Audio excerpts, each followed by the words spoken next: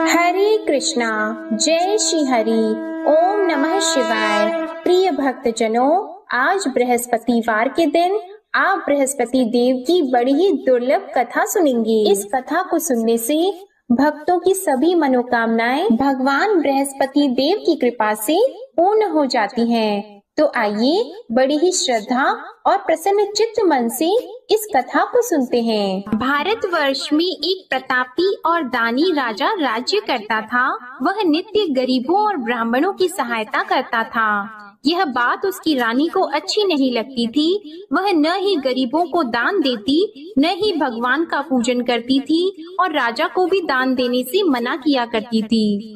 एक दिन राजा शिकार खेलने वन को गए हुए थे, तो रानी महल में अकेली थी। उसी समय बृहस्पति देव साधु वेश में राजा के महल में भिक्षा लेने के लिए गए और भिक्षा मांगी, तो रानी ने भिक्षा देने से इनकार कर दिया और कहा, हे साधु महाराज, मैं तो दान पुण्य से तंग आ गई हूँ। मेरा पति सारा धन लुटाते रहते हैं। मेरी इच्छा है कि हमारा धन नष्ट हो जाए, फिर न रहेगा बांस, न बजेगी बांसुरी। साधु ने कहा, देवी तुम तो बड़ी विचित्र हो। धन संतान तो सभी चाहते हैं, पुत्र और लक्ष्मी तो पापी के घर भी होने चाहिए। यदि तुम्हारे पास अधिक धन है तो भूखों को भोजन दो, प्यासों के लिए प्याऊ बनवाओ, मुसाफिरों के लिए धर्मशालाएं खुलवाओ।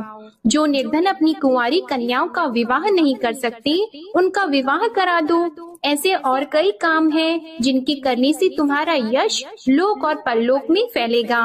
परंतु रानी पर उपदेश का कोई प्रभाव नहीं पड़ा। वह बोली, महाराज आप मुझे कुछ न समझाएं, मैं ऐसा धन नहीं चाहती जो हर जगह बांटती फिरूं। साधु ने उत्तर दिया, यदि तुम्हारी ऐसी इच्छा है तो तथास्तु।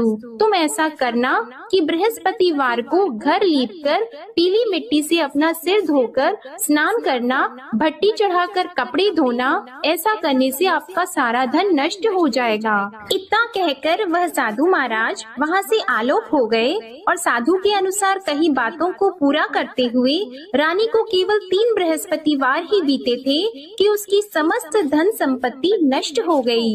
भोजन के लिए राजा का परिवार तरसने लगा।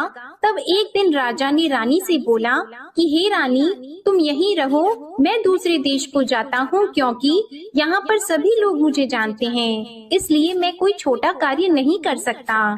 ऐसा कहकर राजा परदेश चला गया। वहाँ वह जंगल से लकड़ी काट कर लाता और शहर में बेचता था। इस तरह वह अपना जीवन व्यतीत करने लगा। इधर राजा के परदेश जाते ही रानी और दासी दुखी रहने लगी। एक बार जब रानी और दासी को 7 दिन तक बिना भोजन के रहना पड़ा, तो रानी ने अपनी दासी से कहा, हे दासी, पास ही के नगर में मेरी बहन रहती है, वह बड़ी धनवान है, तू उसके पास जा और कुछ लेकर आ, ताकि थोड़ा बहुत गुजार बसर हो सके। रानी दासी की बहन के पास गई। उस दिन गुरुवार था और रानी की बहन उस समय बृहस्पतिवार व्रत की कथा सुन रही थी। दासी ने रानी की बहन को अपनी रानी का संदेश दिया, लेकिन रानी की बड़ी बहन ने कोई उत्तर नहीं दिया। जब दासी को रानी की बहन से कोई उत्तर नहीं मिला, तो वह बहुत दुखी हुई और उसे क्रोध भी आया। दासी ने वापस आकर रानी को सारी बात बता दी। सुनकर रानी ने अपने भाग्य को कोसा। उधर रानी की बहन ने सोचा कि मेरी बहन की दासी आई थी, परंतु मैं उससे नहीं बोली, इससे वह बहुत दुखी हुई होगी। कथा सुनकर और पूजन समाप्त करके वह अपनी बहन के घर आई और कहने लगी, हे बहन, मैं बृहस्पतिवार का व्रत कर रही थी, तुम्हारी दासी मेरे घर आई थी, परंतु जब तक कथा होती है तब तक न तो उठते हैं और न ही बोलते हैं, इसलिए मैं नहीं बोली। कहो दासी क्यों गई थी? रानी बोली, बहन तुमसे क्या छिपाऊं, हमारे घर में खाने तक को अनाज नहीं था। ऐसा कहते कहते रानी की आंखें भर आई। उसने दासी समेत पिछले 7 दिनों से भूखे रहने तक की बात अपनी बहन को विस्तार पूर्वक सुना दी। रानी की बहन बोली, देखो बहन, भगवान बृहस्पति सबकी मनोकामना को पूर्ण करते हैं।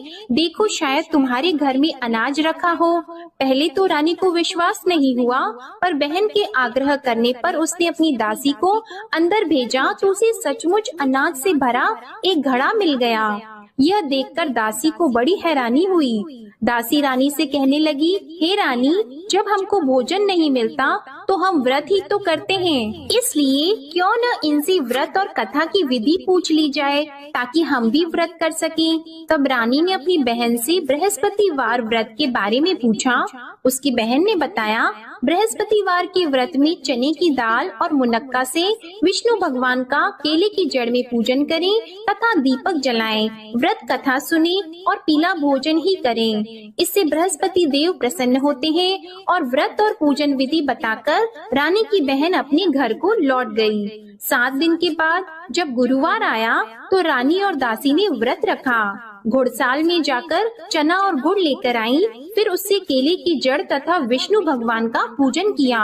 अब पीला भोजन कहाँ से आए, इस बात को लेकर दोनों बहुत दुखी थी। चूँकि उन्होंने व्रत रखा था, इसलिए बृहस्पति देव उनसे प्रसन्न थे। इसलिए वे एक साधारण व्यक्ति का रूप धारण करके 2 थालों में सुंदर पीला भोजन दासी को दे गए। भोजन पाकर दासी बहुत प्रसन्न हुई और फिर रानी के साथ मिलकर भोजन ग्रहण किया। उसके बाद वे सभी गुरुवार को व्रत और पूजन करने लगी। बृहस्पति भगवान की कृपा से उनके पास फिर से धन संपत्ति आ गई, परंतु रानी फिर से पहले की तरह आलस्य करने लगी। तब दासी बोली, देखो रानी, तुम पहले भी इस प्रकार आलस्य करती थी, तुम्हें धन रखने में कष्ट होता था, इस कारण सभी धन नष्ट हो गया, और अब जब भगवान बृहस्पति की कृपा से धन मिला है तो तुम्हें फिर से आलस्य होता है। रानी को समझाते हुए दासी कहती है कि बड़ी मुसीबतों के बाद हमने यह धन पाया है, इसलिए हमें दान पुण्य करना चाहिए, भूखे मनुष्यों को भोजन कराना चाहिए और धन को शुभ कार्यों में खर्च करना चाहिए, जिससे तुम्हारे कुल का यश बढ़ेगा, स्वर्ग की प्राप्ति होगी और पितृ प्रसन्न होंगे। दासी की बात मानकर रानी अपना धन शुभ कार्यों में खर्च करने लगी, जिससे पूरे नगर में उसका यश फैलने लगा। उधर एक दिन राजा दुखी होकर जंगल में एक पेड़ के नीचे आसन जमाकर बैठ गया। वह अपनी दशा को याद करके व्याकुल होने लगा। बृहस्पतिवार का दिन था। एकाएक उसने देखा कि निर्जन वन में एक साधु प्रकट हुए। वह साधु वेश में स्वयं बृहस्पति देवता थे। लकड़हारे के सामने आकर बोले, हे लकड़हारे, इस सुनसान जंगल में तू इतना चिंता मग्न क्यों बैठा है? लकड़हारे ने दोनों हाथ जोड़कर प्रणाम किया और उत्तर दिया, महात्मा जी, आप सब कुछ जानते हैं, मैं क्या कहूँ। यह कहकर रोने लगा और साधु को अपनी आत्म कथा सुनाई। महात्मा जी ने कहा, तुम्हारी स्त्री ने बृहस्पतिवार के दिन बृहस्पति भगवान का निरादर किया है, जिसके कारण रुष्ट होकर उन्होंने तुम्हारी यह दशा कर दी। अब तुम चिंता को दूर करके मेरे कहने पर चलो तो तुम्हारे सब कष्ट दूर हो जाएंगे और भगवान पहले से भी अधिक संपत्ति देंगे। तुम बृहस्पति के दिन कथा किया करो, 2 पैसे के चने मुनक्का लाकर उसका प्रसाद बनाओ और शुद्ध जल से लोटे में शक्कर मिलाकर अमृत तैयार करो। कथा के पश्चात अपने सारे परिवार और सुनने वाले प्रेमियों में अमृत व प्रसाद को बांटकर खुद भी ग्रहण करो। ऐसा करने से भगवान तुम्हारी सब मनोकामनाएं पूरी करेंगे। साधु के ऐसे वचन सुनकर लकड़हारा बोला, हे प्रभु, मुझे लकड़ी बेचकर इतना पैसा नहीं मिलता जिससे भोजन के उपरांत कुछ बचा सकूं। मैंने रात्रि में अपनी स्त्री को व्याकुल देखा है, मेरे पास कुछ भी नहीं जिससे मैं उसकी खबर मंगा सकूं। और फिर मैं बृहस्पति देव की क्या कहानी सुनूं? मुझको तो कुछ भी मालूम नहीं है। साधु ने कहा, हे लकड़हारी, तुम किसी बात की चिंता मत करो। बृहस्पतिवार के दिन तुम रोजाना की तरह लकड़ियाँ लेकर शहर को जाओ। तुमको रोज से दुगुना धन प्राप्त होगा, जिससे तुम भली भांति भोजन कर लोगे और बृहस्पति देव की पूजा का सामान भी आ जाएगा। बृहस्पति देव की कथा इस प्रकार है, सुनो। प्राचीन काल में एक ब्राह्मण रहता था। वह बहुत निर्धन था। उसकी कोई संतान नहीं थी। उसकी स्त्री बहुत मलिनता के साथ रहती थी। वह स्नान नहीं करती, किसी देवता का पूजन नहीं करती। इससे ब्राह्मण देवता बड़े दुखी थे। बेचारे बहुत कुछ कहते थे, किंतु उसका कुछ परिणाम नहीं निकला। भगवान की कृपा से ब्राह्मण की स्त्री के कन्या रूपी रत्न पैदा हुआ। कन्या बड़ी होने पर प्रातः स्नान करके विष्णु भगवान का जाप और बृहस्पतिवार का व्रत करने लगी। अपने पूजन पाठ को समाप्त करके विद्यालय जाती तो अपनी मुट्ठी में जौ भर के ले जाती और पाठशाला के मार्ग में डालती जाती। तब ये जौ स्वर्ण के हो जाते तो लौटते समय उनको बीन कर घर ले आती। एक दिन वह बालिका सूप में उस सोने की जौ को फटक कर साफ कर रही थी कि उसके पिता ने देख लिया और कहा, हे बेटी, सोने की जौ के लिए सोने का सूप होना चाहिए। दूसरे दिन बृहस्पतिवार था। इस कन्या ने व्रत रखा और बृहस्पति देव से प्रार्थना करके कहा, मैंने आपकी पूजा सच्चे मन से की है तो मेरे लिए सोने का सूप दे दो। बृहस्पति देव ने उसकी प्रार्थना स्वीकार कर ली। रोजाना की तरह वह कन्या जौ फैलाती हुई जाने लगी। जब लौटकर जौ बीन रही थी तो बृहस्पति देव की कृपा से सोने का सूप मिला। उसे वह घर ले आई और उसमें जौ साफ करने लगी, परंतु उसकी माँ का वही ढंग रहा। एक दिन की बात है कि वह कन्या सोने के सूप में जौ साफ कर रही थी। उस समय उस शहर का राजपुत्र वहाँ से होकर निकला। इस कन्या के रूप और कार्य को देखकर मोहित हो गया और अपने घर आकर भोजन और जल त्याग कर उदास होकर लेट गया। राजा को इस बात का पता लगा तो अपने प्रधानमंत्री के साथ उसके पास गए और बोले, हे बेटा, तुम्हें किस बात का कष्ट है? किसी ने तुम्हारा अपमान किया है अथवा और कोई कारण हो सो कहो, मैं वही कार्य करूँगा जिससे तुम्हें प्रसन्नता हो। अपने पिता की राजकुमार ने बातें सुनी तो वह बोला, मुझे आपकी कृपा से किसी बात का दुख नहीं है। किसी ने मेरा अपमान नहीं किया है, परंतु मैं उस लड़की से विवाह करना चाहता हूँ जो सोने के सूप में जौ साफ कर रही थी। यह सुनकर राजा आश्चर्य में पड़ गया और बोला, हे बेटा, इस तरह की कन्या का पता तुम ही लगाओ, मैं उसके साथ तेरा विवाह अवश्य ही करवा दूंगा। राजकुमार ने उस लड़की के घर का पता बताया। तब मंत्री उस लड़की के घर गए और ब्राह्मण देवता को सभी हाल बताया।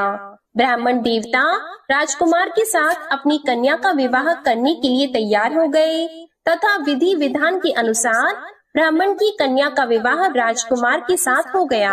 कन्या के घर से जाते ही पहले की भांति उस ब्राह्मण देवता के घर में गरीबी का निवास हो गया। अब भोजन के लिए भी अन्न बड़ी मुश्किल से मिलता था।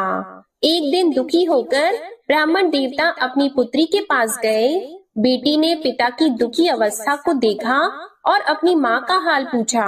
तब ब्राह्मण ने भी सभी हाल कहा। कन्या ने बहुत सा धन देकर अपने पिता को विदा कर दिया। इस तरह ब्राह्मण का कुछ समय सुखपूर्वक व्यतीत हुआ। कुछ दिन के बाद फिर वही हाल हो गया। ब्राह्मण फिर अपनी कन्या के यहाँ गया और सारा हाल कहा तो लड़की बोली, हे पिताजी, आप माताजी को यहाँ ले आओ, मैं उन्हें विधि बता दूंगी जिससे उनकी गरीबी दूर हो जाए। वह ब्राह्मण देवता अपनी स्त्री को साथ लेकर पहुँचे तो अपनी माँ को समझाने लगी कि हे माँ, तुम प्रातः काल प्रथम स्नान आदि करके विष्णु भगवान का पूजन करो तो सब दरिद्रता दूर हो जाएगी। परंतु उसकी माँ ने एक भी बात नहीं मानी और प्रातः काल उठकर अपनी पुत्री के बच्चों की जूठन को खा लिया। इससे उसकी पुत्री को भी बहुत गुस्सा आया। उसने एक रात को एक कोठरी से सारा सामान निकाल दिया और अपनी माँ को उसमें बंद कर दिया।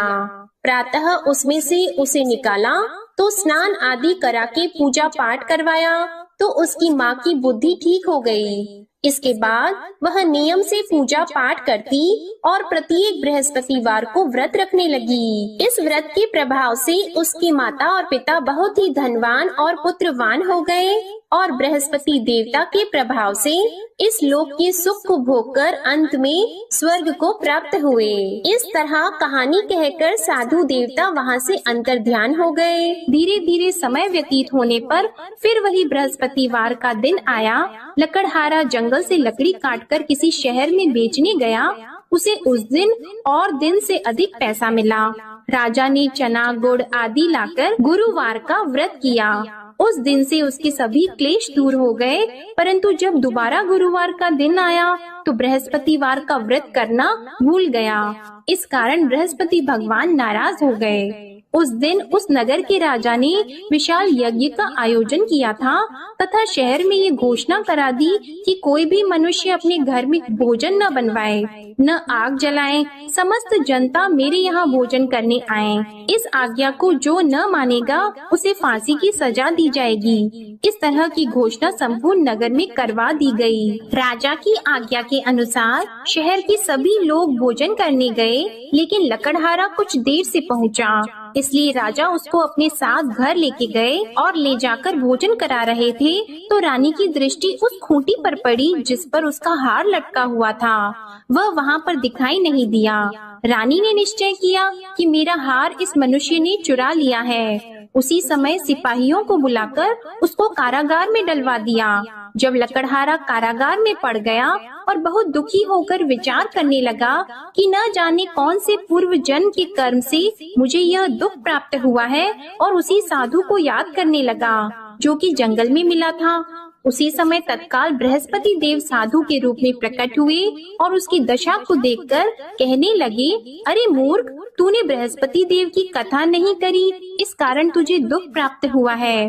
अब चिंता मत कर, बृहस्पतिवार के दिन कारागार के दरवाजे पर 4 पैसे पड़े मिलेंगे, उनसे तू बृहस्पति देव की पूजा करना, तेरे सभी कष्ट दूर हो जाएंगे। बृहस्पतिवार के दिन उसे 4 पैसे मिले। लकड़हारे ने कथा कही। उसी रात्रि को बृहस्पति देव ने उस नगर के राजा को स्वप्न में कहा, हे राजा, तुमने जिस आदमी को कारागार में बंद कर दिया है वह निर्दोष है, वह राजा है, उसे छोड़ देना। रानी का हार उसी खूंटी पर लटका है, अगर तू ऐसा नहीं करेगा तो मैं तेरे राज्य को नष्ट कर दूंगा। इस तरह रात्रि के स्वप्न को देखकर राजा प्रातः काल उठा और खूंटी पर हार देखकर लकड़हारे को बुलाकर क्षमा मांगी और लकड़हारे को योग्य सुंदर वस्त्र आभूषण देकर विदा कर दिया। बृहस्पति देव की आज्ञा के अनुसार लकड़हारा अपने नगर को चल दिया। राजा जब अपने नगर के निकट पहुंचा तो उसे बड़ा आश्चर्य हुआ। नगर में पहले से अधिक बाग, तालाब, कुएं तथा बहुत सी धर्मशाला, मंदिर आदि बन गई हैं। राजा ने पूछा, यह किसका बाग और धर्मशाला है? तब नगर के सब लोग कहने लगे, यह सब रानी और बंदी के हैं। तो राजा को आश्चर्य हुआ और गुस्सा भी आया। जब रानी ने यह खबर सुनी कि राजा आ रहे हैं तो उन्होंने दासी से कहा, हे दासी, देख राजा हमको कितनी बुरी हालत में छोड़ गए थे। हमारी ऐसी हालत देखकर वह लौट न जाएं, इसलिए तू दरवाजे पर खड़ी हो जा। आज्ञा के अनुसार दासी दरवाजे पर खड़ी हो गई। राजा आए तो उन्हें अपने साथ लेकर आई। तब राजा ने क्रोध करके अपनी रानी से पूछा कि यह धन तुम्हें कैसे प्राप्त हुआ है? तब उन्होंने कहा, हमें यह सब धन बृहस्पति देव के इस व्रत के प्रभाव से प्राप्त हुआ है। राजा ने निश्चय किया कि 7 रोज बाद तो सभी बृहस्पति देव का पूजन करते हैं, परंतु मैं प्रतिदिन दिन में 3 बार कहानी और रोज व्रत किया करूँगा। अब हर समय राजा के दुपट्टे में चने की दाल बंधी रहती और दिन में 3 बार कहानी कहते। एक रोज राजा ने विचार किया कि चलो अपनी बहन के यहाँ हो आवे। इस तरह निश्चय करके राजा घोड़े पर सवार होकर अपनी बहन के यहाँ को चलने लगा। मार्ग में उसने देखा कि कुछ आदमी एक मुर्दे को लिए जा रहे हैं। उन्हें रोककर राजा कहने लगा, अरे भाइयों, मेरी बृहस्पति देव की कथा सुन लो। वे बोले, लो हमारा तो आदमी मर गया है, इसको अपनी कथा की पड़ी है। परंतु कुछ आदमी बोले, अच्छा कहो, हम तुम्हारी कथा भी सुनेंगे। राजा ने दाल निकाली और जब कथा आधी हुई थी कि मुर्दा हिलने लग गया, और जब कथा समाप्त हो गई तो राम राम करके मनुष्य उठकर खड़ा हो गया। आगे मार्ग में उसे एक किसान खेत में हल चलाता मिला तो राजा ने उसे देखकर बोला, अरे भैया, तुम मेरी बृहस्पतिवार की कथा सुन लो। किसान बोला, जब तक मैं तेरी कथा सुनूंगा तब तक 4 हरैया जोत लूंगा। जा अपनी कथा किसी और को सुनाना। इस तरह राजा आगे चलने लगा। राजा के हटते ही बैल पछाड़ खाकर गिर गए और किसान के पेट में बड़ी जोर का दर्द होने लगा। उस समय उसकी माँ रोटी लेकर आई और उसने जब यह देखा तो अपने पुत्र से सब हाल पूछा और बेटे ने सभी हाल कह दिया। तो बुढ़िया दौड़ी दौड़ी उस घुड़सवार के पास गई और उससे बोली कि मैं तेरी कथा सुनूंगी, तू अपनी कथा मेरे खेत पर चलकर ही कहना। राजा ने बुढ़िया के खेत पर जाकर कथा कही, जिसके सुनते ही वह बैल उठकर खड़े हुए तथा किसान के पेट का दर्द भी बंद हो गया। राजा अपनी बहन के घर पहुंचा। बहन ने भाई की खूब मेहमानी की। दूसरे रोज प्रातः काल राजा जगा तो वह देखने लगा कि सब लोग भोजन कर रहे हैं। राजा ने अपनी बहन से कहा, ऐसा कोई मनुष्य है जिसने भोजन नहीं किया हो? मेरे बृहस्पतिवार की कथा सुन ले। बहन बोली, हे भैया, यह देश ऐसा है कि पहले यहाँ लोग भोजन करते हैं, बाद में अन्य काम करते हैं। अगर कोई पड़ोस में हो तो देख आऊं। वह ऐसा कहकर देखने चली गई, परंतु उसे कोई ऐसा व्यक्ति नहीं मिला जिसने भोजन न किया हो। अतः वह एक कुम्हार के घर गई जिसका लड़का बीमार था। उसे मालूम हुआ कि उनके यहाँ 3 रोज से किसी ने भोजन नहीं किया है। रानी ने अपने भाई की कथा सुनने के लिए कुम्हार से कहा। वह तैयार हो गया। राजा ने जाकर बृहस्पतिवार की कथा कही, जिसको सुनकर उसका लड़का ठीक हो गया। अब तो राजा की प्रशंसा होने लगी। एक रोज राजा ने अपनी बहन से कहा कि हे बहन, हम अपने घर को जाएंगे, तुम भी तैयार हो जाओ। राजा की बहन ने अपनी सास से कहा तो सास ने कहा, हाँ चली जा, परंतु अपने लड़कों को मत ले जाना, क्योंकि तेरे भाई की कोई औलाद नहीं है। बहन ने अपने भैया से कहा, हे भैया, मैं तो चलूंगी पर कोई बालक नहीं चलेगा। तो राजा बोला, जब कोई बालक नहीं चलेगा तब तुम ही क्या करोगी? बड़े दुखी मन से राजा अपने नगर को लौट आया। राजा ने अपनी रानी से कहा, हम निर्वंशी हैं, हमारा मुंह देखने का धर्म नहीं है और कुछ भोजन आदि नहीं किया है। रानी बोली, हे प्रभु, बृहस्पति देव ने हमें सब कुछ दिया है, वह हमें औलाद अवश्य देंगे। उसी रात को बृहस्पति देव ने राजा से स्वप्न में कहा, हे राजा उठो, सभी सोच त्याग दो, तेरी रानी गर्भ से है। राजा को यह बात सुनकर बड़ी खुशी हुई। 9वें महीने में उसके गर्भ से एक सुंदर पुत्र पैदा हुआ। तब राजा बोला, हे रानी, स्त्री बिना भोजन के रह सकती है, पर बिना कहे नहीं रह सकती। जब मेरी बहन आएगी तुम उससे कुछ मत कहना। रानी ने सुनकर हाँ कर दिया। जब राजा की बहन ने यह शुभ समाचार सुना तो वह बहुत खुश हुई और बधाई लेकर अपने भाई के यहाँ आई। तभी रानी ने कहा, घोड़ा चढ़कर तो नहीं आई है, गधा चढ़कर आई है। राजा की बहन बोली, भाभी, मैं इस प्रकार न कहती तो तुम्हें औलाद कैसे मिलती? बृहस्पति देव ऐसे ही हैं, जैसी जिसके मन में कामनाएं हैं सभी को पूर्ण करते हैं। जो सद्भावना पूर्वक बृहस्पतिवार का व्रत करता है एवं कथा पढ़ता है अथवा सुनता है, दूसरों को सुनाता है, बृहस्पति देव उनकी सभी मनोकामनाएं पूर्ण करते हैं। बृहस्पति देव उनकी सदैव रक्षा करते हैं। जो संसार में सद्भावना और सच्चे हृदय से बृहस्पति देव का पूजन करते हैं, उनकी सभी मनोकामनाएं उसी प्रकार पूर्ण होती हैं जैसे राजा और रानी ने बृहस्पति देव की कथा का गुणगान किया। उनकी सभी इच्छाएं बृहस्पति देव ने पूर्ण की। मनुष्य को हृदय से उनका मनन करते हुए जयकारा करना चाहिए। तो प्रेम से बोलिए, बृहस्पति देव की जय, विष्णु भगवान की जय, समस्त देवी देवताओं की जय। अब आप भगवान बृहस्पति देव की आरती श्रवण कीजिए। ओम जय बृहस्पति देवा, ओम जय बृहस्पति देवा, छिन छिन भोग लगाऊं कदली फल मेवा।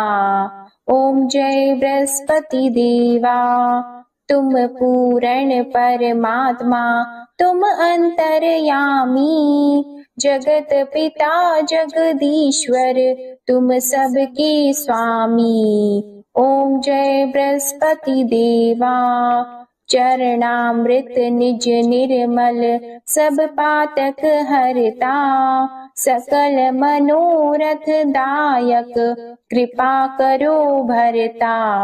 ओम जय बृहस्पति देवा, तन मन धन अर्पण कर, जो जन शरण पड़े, प्रभु प्रकट तब होकर, आकर द्वार खड़े। ओम जय बृहस्पति देवा, दीन दयाल दयानिधि, भक्तन हितकारी, पाप दोष सब हरता, भव बंधन हारी। ओम जय बृहस्पति देवा, सकल मनोरथ दायक सब संशय तारो, विषय विकार मिटाओ संतन सुखकारी। ओम जय बृहस्पति देवा, जो कोई आरती तेरी प्रेम सहित गावे, ज्येष्ठानंद बंद सो निश्चय ही पावे। ओम जय बृहस्पति देवा, ओम जय बृहस्पति देवा। प्रेम से बोलिए भगवान बृहस्पति देव की जय। बोलिए भगवान श्री लक्ष्मी नारायण जी की जय। आपको आज की कथा पसंद आए, आरती पसंद आए तो वीडियो को लाइक कीजिएगा, शेयर कीजिएगा, कमेंट में भगवान बृहस्पति देव जी की जय लिखिएगा और चैनल को भी सब्सक्राइब कीजिएगा। इसी के साथ आज आप हमारे चैनल पर कार्तिक मास महात्म्य की कथा का अंतिम अध्याय और मार्गशीर्ष मास महात्म्य कथा भी जरूर सुनिएगा। प्रेम से बोलिए भगवान श्री बृहस्पति देव की जय।